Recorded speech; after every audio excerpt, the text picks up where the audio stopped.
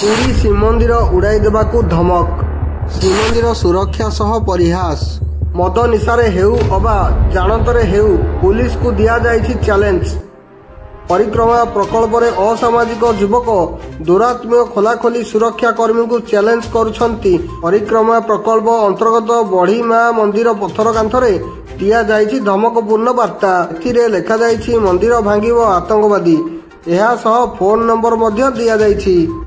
एहा सह फोन कर न कले महातांडव बोली लेखा जाइछि। एहा भितरे प्रधानमंत्री मोदी को नाम मध्य लेखा जाइछि।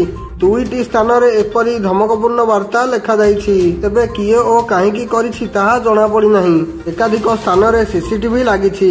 सिक्यूरिटी गार्ड मध्य मुतयन होइछंती। हेले आतंकवादी ना एपरी किए लेखिला ताकू नहीं स्पष्ट करा जाई नाही। सेपटे आज श्रीमंदिर रे राहु रेखा लगी नीति अनुष्ठित हेबो। एथिपाई 4 घंटा बंद रहिबो सर्वसाधारण दर्शन। प्रथम भोग मंडप भोग शेष हेबा परे अपराह्न 2:30 संध्या 6टा पर्यंत सर्वसाधारण दर्शन बंद रहिबो। श्रीमंदिर प्रशासन पक्षरु एही सूचना दिया जाइछि। आज भाद्रव कृष्ण चतुर्थी तिथि रे श्री विग्रह मानकर एही राहु रेखा लगी नीति करा जिवो।